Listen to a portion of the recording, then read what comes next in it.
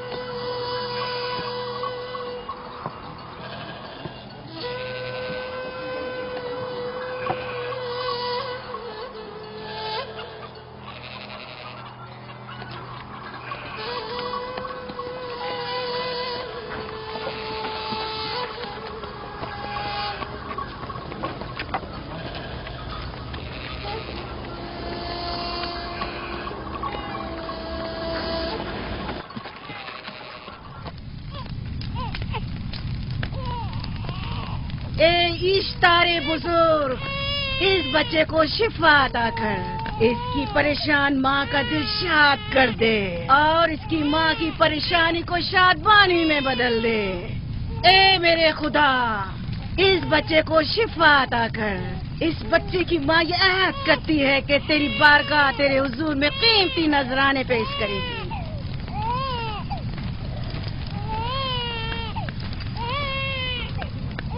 میں نے اشتار عظیم سے تمہارے بچے کی زندگی کی دعا کی ہے، اس نے میری دعا سن لی۔ جاؤ اور اپنے بچے کی اس طرح تربیت کرو کہ وہ بڑا ہو کر اشتار کا پیروکار بنے۔ آپ کی اور اشتار عظیم کی بہت بہت مہربانی۔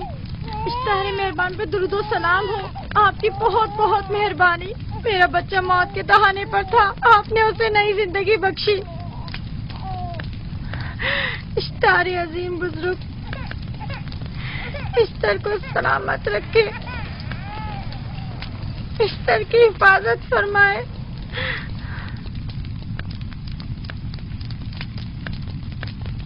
یقیناً یہ بچہ بھی ہمارے بچے کی طرح شفا یاب ہو جائے گا۔ ہاں اشتار مہربان اور قدرت مند ہے، یقیناً اسے بھی شفا دے گا۔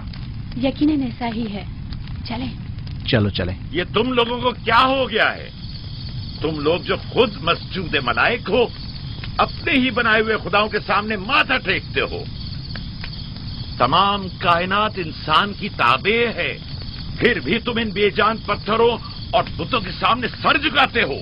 تم یہ سب باتیں اپنے تئیں کر رہے ہو اور بیکار میں ہمارے خداؤں کی توہین کر رہے ہو۔ میں خود سے یہ باتیں نہیں کہہ رہا ہوں، میں خدا کا نبی ہوں اور میری باتیں کلام الہی میں سے ہیں۔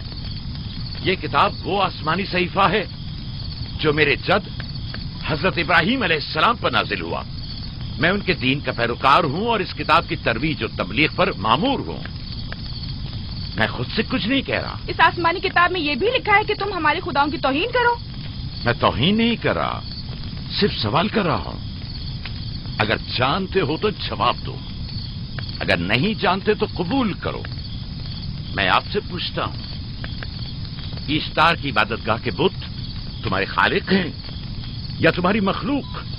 تم لوگ اشتار کے حکم کے تابع ہو یا وہ تمہارے تابع ہے؟ اشتار تم پر حکم چلاتا ہے یا تم اس پر؟ اگر اشتار ایک کمزور اور ناتواں پتھر ہے تو پھر اس نے کس طرح ہمارے بیٹے کو شفا بخشی؟ صحیح کہہ رہا ہے، ہم نے بھی دیکھا ہے۔ ہاں یہ ٹھیک کہتا ہے، اشتار نے اس کے بیٹے کو شفا دی، میں نے دیکھا ہے۔ وہ حکیم و دانا جس نے تمہاری آوازاری سنی، اسی نے تمہارے بچے کو شفا بخشی، نہ کہ اشتار نے۔ تم نے اگرچہ غیر خدا سے لو لگائی اور غیر سے ہی مدد طلب کی، لیکن وہ جو تمام بندوں کے حالات سے واقف ہے، اس نے تمہاری حالت زار پر رحم کیا اور تمہارے بچے کو زندگی بخشی۔ تمہارے پاس بصارت تو ہے لیکن بصیرت نہیں۔ تم نے اشتار کو دیکھا لیکن حقیقی شفا دینے والے کو نہیں دیکھا۔ یعقوب کی باتوں کا خلاصہ یہ ہے کہ ہم اپنے خداؤں کو چھوڑ کر اس کے خدا کی عبادت کریں۔ کیوں؟ صحیح کہا نا؟ بھلا ہمارے خداؤں سے ہمیں کیا مل گیا جو تمہارا خدا دے گا؟ میں تم لوگوں کو خدا یکتا کی پرستی کی دعوت دے رہا ہوں، کائنات کی ہر شے سے بالا۔ ہم کیا جانے کہ تمہارا خدا باقی دیگر خداؤں سے بہتر و برتر ہے؟ کیا معلوم کہ تم اور تمہارا خدا معبود اشتار کے کاہنوں کی طرح سیم و زر جمع کرنے اور اپنے منافع کے اصول کی فکر میں نہیں ہو؟ سب جانتے ہیں کہ میں لابان کا غلہ چراتا ہوں اور میرے پاس اپنا ذاتی کچھ نہیں ہے۔ کیا میں نے اب تک آپ لوگوں سے اجرت طلب کی ہے؟ کیا اب تک سوائے محنت و مشقت کے کچھ اور کرتے دیکھا ہے؟ اگر بعد میں اجرت طلب کر لی تو؟ اب تک تمہارے پاس طاقت نہیں تھی، ورنہ تم بھی کاہنوں سے کچھ کم نہیں ہوتے۔ تم سب ایک جیسے ہو، صرف اپنے مفادات کی فکر میں رہتے ہو اور اپنے پیٹوں کو بھرنے اور خزانوں کے انبار جمع کرنے میں لگے رہتے ہو۔ تم حق بجانب ہو۔ تم نے اپنا اکلوتا بیمار بیٹا کھویا ہے اور کسی نے بھی تمہاری مدد نہیں کی، نہ ہی ایسٹر جادوگرنی نے اور نہ ہی معبود کے خدا اشتار نے۔ اگر تمام خداؤں سے بھی منہ موڑ لو تب بھی حق بجانب ہو۔ مجھے معبود کے عاجز خدا اشتار سے کوئی سروکار نہیں۔ میں تمہارے نادیدہ خدا کے بارے میں بات کر رہا ہوں۔ ہم نے ان بے جان پتھروں کے خداؤں سے کیا